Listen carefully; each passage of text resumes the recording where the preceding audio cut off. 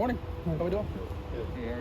Good. You had a lot of guys on this team who were here for the Fresno State game in 2018. Does that help you in a way that they know what the challenge is because they saw how physical they were in that game and how good they I know the teams are very different, but they know what Fresno State's all about.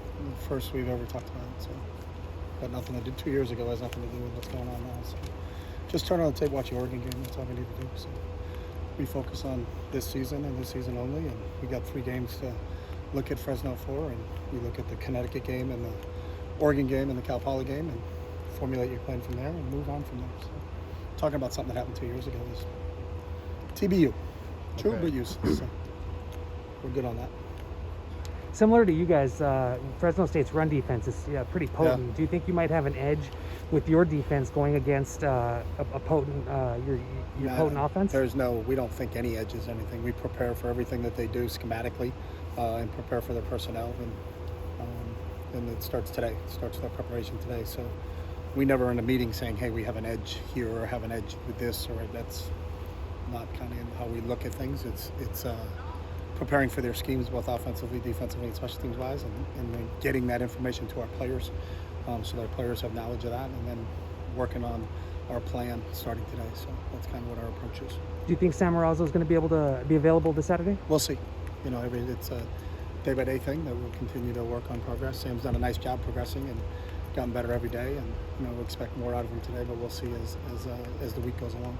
Fresno State was Dorian's first home start 3 years ago. How much has he grown from then to now? I think he's grown, and regardless of when his first home start was, I think he's grown since the first game he played. And he played against Cincinnati in the opening game of his freshman year because Wilton went down in the second quarter. So that's the great thing about Dorian. He learns from every experience that he has and capitalizes on that. He's got a great mindset. He's got a growth mindset in terms of what is presented to him and how can he get better on a daily basis. So I think he's grown in leaps and bounds since he's gotten here. Your thoughts on Fresno State's quarterback, Hayner? I mean, he's a really good player. Yeah, he's a really, really good football player. He's dynamic. He's got a knack for keeping plays alive. He's really athletic. I think he's got a great knowledge of Kalen's system in terms of what they ask him to do. And he's just a productive football player. And he's, we're going to have our hands full containing him. But he's one of those guys. He reminds me a lot of Russell Wilson that when he takes off, he's taking off looking for touchdowns. So it's not just hey, 1 is covered, 2 is covered, I'm going to tuck this ball into my arm and run. He's looking to throw the ball down the field for big chunks of yardage, and he's a competitor, and he's tough too. I've seen him take some shots, and then he just gets up and keeps playing hard. So we're going to have our hands full with him today. So. Is it a benefit to have a bye week this early, Chip, after playing 2 games? It depends on, at the end of the year, you can say it's beneficial, not beneficial. We don't control the schedule. That's how the schedule laid out. We got a week 0 game because we played Hawaii. That's an NCAA rule. If you do play Hawaii, you can play week 0. So it is what it is. Those are things that aren't in our control, so to speak. So then we don't really analyze or look at it that it is good to have a bye or it isn't good to have a bye. I don't know. We'll see at the end of the year. Was it good? Wasn't it good? I don't really know and haven't spent a lot of time thinking about it, to be honest with you. So. They got a couple of guys from UCLA, I believe. Elijah Gates and Alex Akinbulu. Was he here when you came? He was here in the spring when I first got here. Okay. What are they? They're starters now, so they're big. They're big contributors. What are those guys bring? Really good. Alex is a big physical offensive lineman that we're going to have our hands full because he's tough, strong at the point of attack. And Elijah played a lot of football for us in the secondary. Love Elijah. He's really done a nice job fitting in there. They got him playing safety there. Does a great job of getting fit in their run fits, but can cover half the field. So I think he can do both things for them. So both those guys, we have a lot of respect for them, and we're going to have our hands full with both of those guys too. What does it say about Fresno State that they lost by 7 to a really good Oregon team, an Oregon team that just went and beat Ohio State? I don't care about who won to what, who did what, the transitive process of this game was close and that game equals that thing. We don't talk about that. Just turn the tape on and see how hard they play and how tough they are. So regardless of they won at Oregon or didn't win at Oregon or whatever that is, it's a really good football team. So we don't sit in our meetings and say, hey, this score was close in this game and then this team wouldn't beat that team, so that means that this team is that. That's way too complicated for us. It's just turn the tape on, prepare for their schemes, and prepare for their players. And last night, UCLA was ranked the #1 public school in the country for the 5th year in a row. What does that mean to your players here now and as a recruiting tool moving forward? I think they take a lot of pride in that. This is a very difficult school academically. Therefore, when you graduate from here, the degree that you get from here will open up a ton of doors for you. And it's about helping you become the best version of yourself. And it's something that I think our players here take a lot of pride in, and I think the recruits that we're recruiting really take a lot of pride in that. Do your team's energy going into this game playing with Fresno State? I think it's good. Today's our first day of prep. We had an improvement week last week, and I thought they were great. We had Monday, Wednesday, Friday, we were working with them. And then today we'll just get right back at it. And this will be our first real jump in with everything for Fresno in terms of our preparation. But the energy was good in meetings, and we're looking forward to the training session today. So. last few games, you had a hot one at the Rose Bowl. Do your game preparations change when you have to wait all day for a 7:45 kickoff?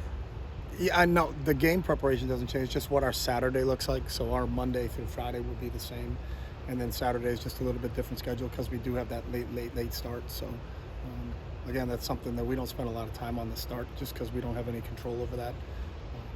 But this is, I think, the latest one we'll play 7:45. So I don't know. We look at it as trying to be positive. So it's a primetime game in the Philippines. So.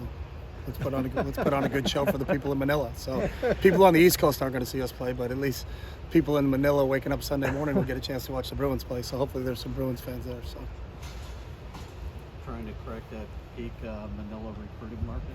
yeah, there should be. Actually, Coach Norwood's son is playing professional basketball in the Philippines, so he'll give us any intel if there is anybody over there. So You watch any of the games over the weekend? just a few in and out.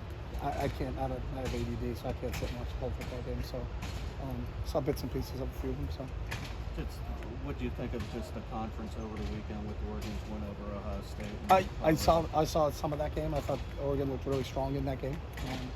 They did a nice job. So I'm not. I don't see enough, and I'm bouncing around to say that I watched this entire game or that entire game. So, but it was a good win against a really good Ohio State team. So. Chip, what are your thoughts on the targeting rule and a player being ejected if they are called for targeting? Do you think that's fair, or? That's the rule. That's my thoughts. So they don't ask me. So if that's the rule, then we got to play by the rules. So whether you think the speed limit should be 65, if you're going over the speed limit and you get pulled over, then you get pulled over. So you should be able to think maybe you can get on the 405 and drive faster than 65 if there's no one on it. But if you break the rule, you break the rule. So we coach off how the officials are going to interpret that, and then we understand the rules in place because it's a safety deal, and we get that whole part of it. So to get into what that is and what that isn't just doesn't help us or doesn't help anybody else. So just whatever the rule is, we'll explain it to our players and make sure we don't coach tackling that way. So we coach tackling the proper way and make sure we execute it that way. So. Has the interpretation remained consistent over these 7 years, or have you seen some variation? I haven't studied the amount of targetings and who was in and who was out. I was just wondering in reviews when players you've had gotten. Usually when we've gotten it, there's been some application of the rule. It's not they don't make it up. It's not like just someone hit with the shoulder and into the sternum and then they said it was targeted. So usually when we get a targeting penalty, it's because of what the rule is interpreted, and that's what our players did. So. Have you ever seen a game where a kicker got kicked out for targeting, like what happened Saturday night? I didn't see USC's kicker got kicked out on the opening play of the game for targeting. He did? Yeah. I didn't see that. So the answer is no, because I didn't see that play either. So. Okay. But was it targeting? Yeah. So a guy targeted and they got penalized for targeting, and then he's out of the game. So It's just because it was the kicker on the opening kickoff of the game. You stay around this game long enough, you'll see a lot of different things. So. Thanks, Anything else? All right, thanks, guys.